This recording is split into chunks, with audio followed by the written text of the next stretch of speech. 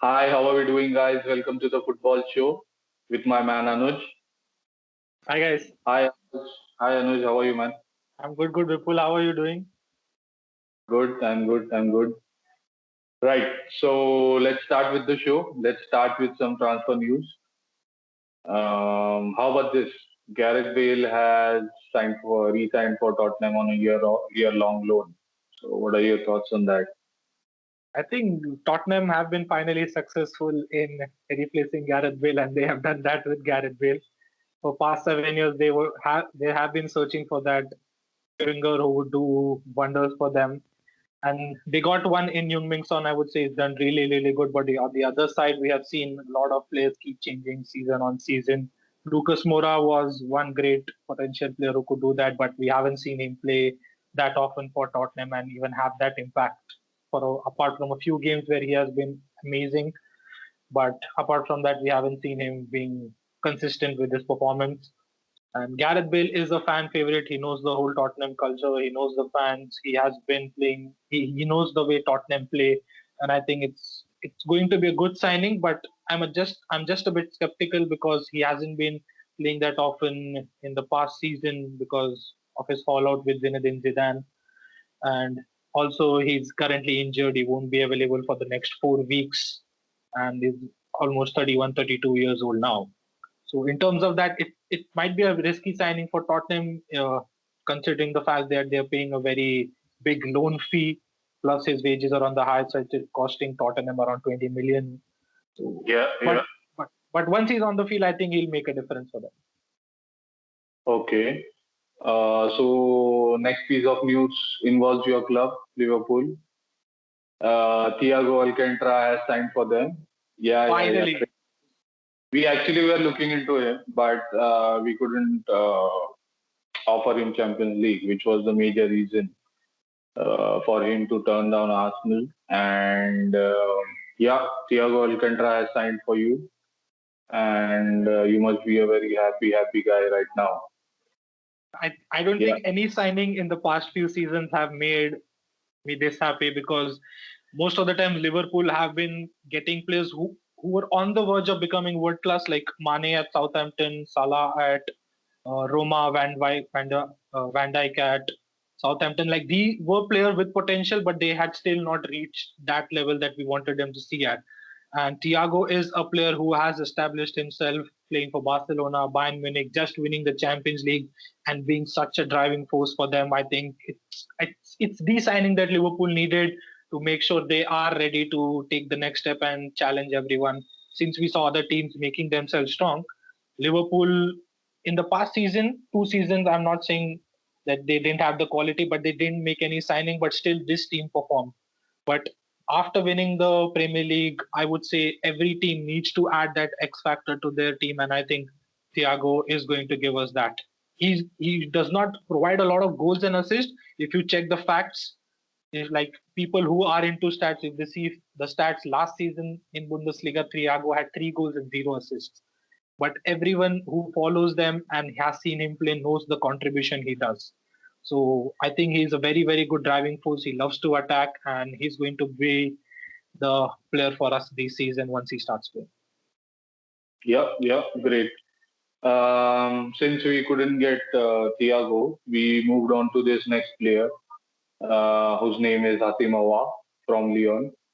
And he basically has agreed personal terms with Arsenal. And when a player like him agrees with personal terms with Arsenal with the club, which is it's a major boost for the club to just pay his transfer fee and just get the transfer done.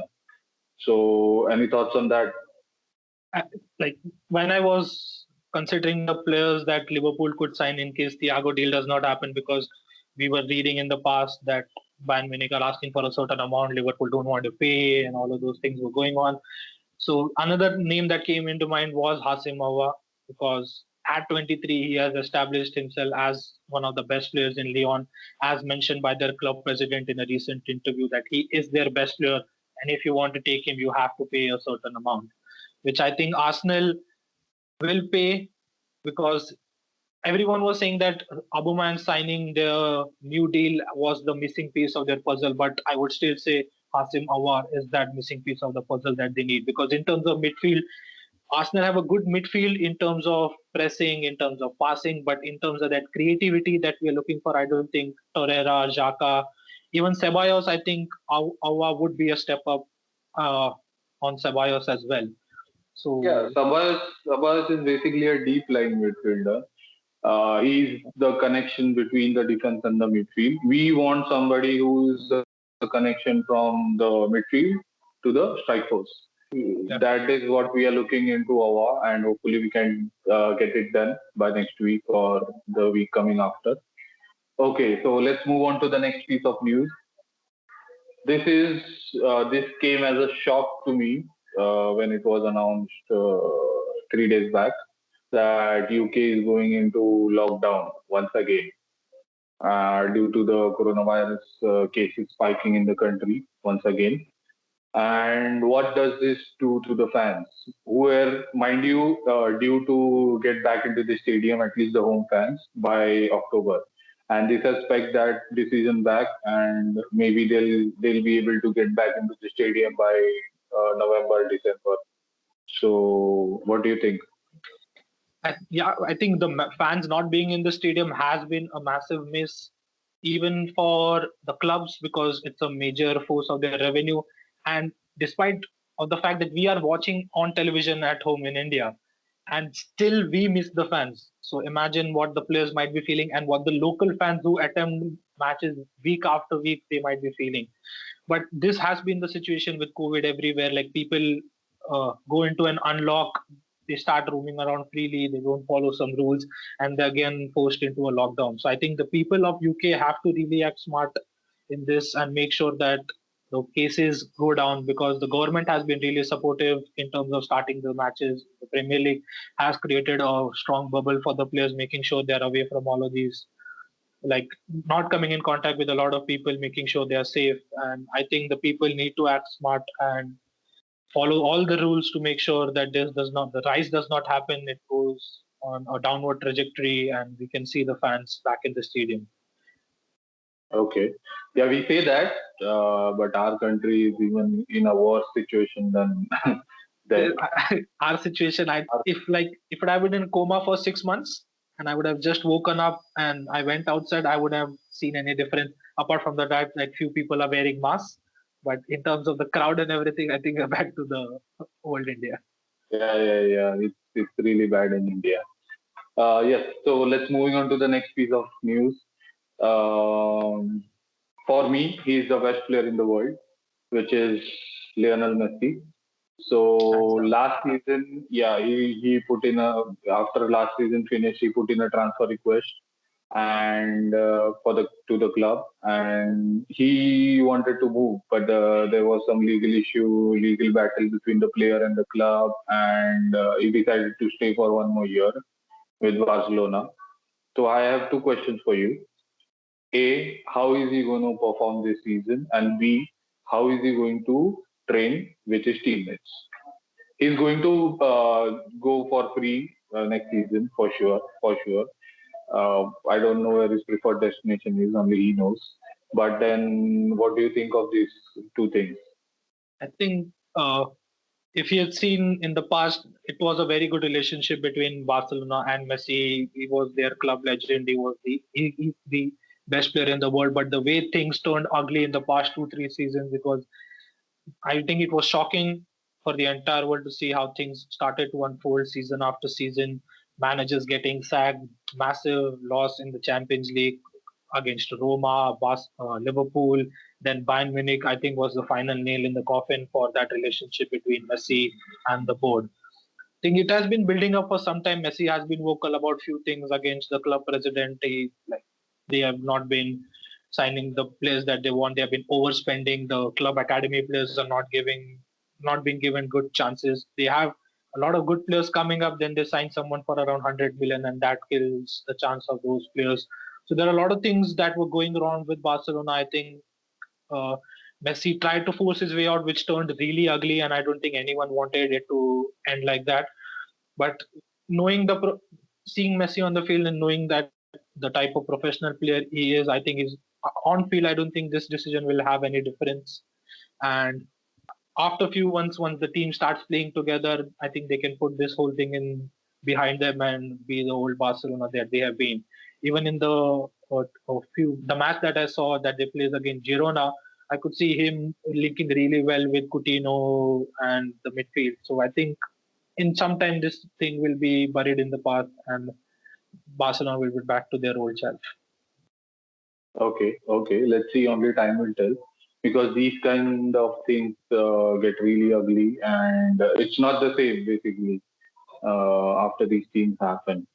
So, okay, let's move on to the next news. And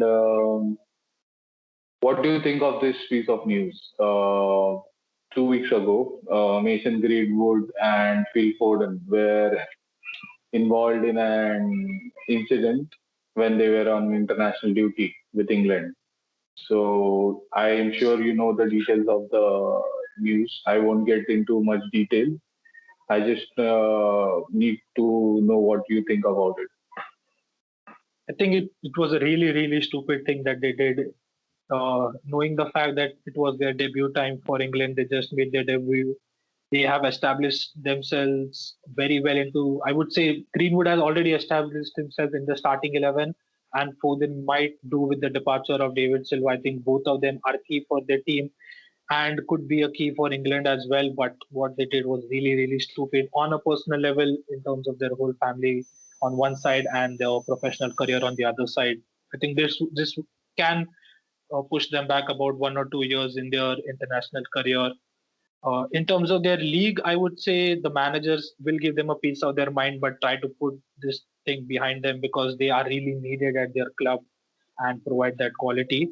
But in terms of their international career, England has a lot of options, and let's see how it works out. They have come out and apologized for it being young. I think some might even give and let them go with this being their first mistake, and also in terms of the virus, I would say like they came in contact with these few people from outside, but they didn't contract the virus, so it was not the worst scenario that could have come out of that situation. So with time, I think people can put this behind them and focus on the quality that these kids have and try to nurture them in a certain way and push them back. Yeah, I can understand them being young, but they are being young and stupid basically for me. And somebody should have grabbed their neck and told them, "Ki, okay, this is wrong." If at all the news would have reached someone in the team or the coach himself, then this wouldn't have definitely happened. This is basically them going behind the back of their team. And just imagine we have Ainsley Maitland-Niles in the team, or we have who else? Sanderson in the team. Sancho is there in the team. Sancho is there. So just imagine if they are putting their teammates into danger. So it's very hard to maintain the bubble. I can understand, but these are crazy times, and we need to conserve ourselves mentally and physically. Uh, this, for me, they are crazy doing this sort of thing. Right. Yeah, yeah. I think it's the stupidest decision that they could have taken during their debut. Of course, of course, of course. Okay. One thing which we are going to do on the show is, since we do the show during the week, we are going to predict the score lines of a few matches. Okay. So this weekend we have a big one, which is Chelsea versus Liverpool. Okay. The second match which we are going to predict is United versus Crystal Palace. The third match which we are going to predict is Wolves versus Manchester City, and the fourth one is Southampton versus Tottenham. Okay, so let's start with your team. It's Chelsea versus Liverpool. What do you think will be the outcome of the game, and also your scoreline, please? I think Chelsea. It's a good time to face them because they have gotten a lot of players into their team and they haven't really gelled as we saw in the Brighton game. There was not a lot of good flow, and they won mostly on the individual brilliance of players like Jorginho, Reece James, and all of those.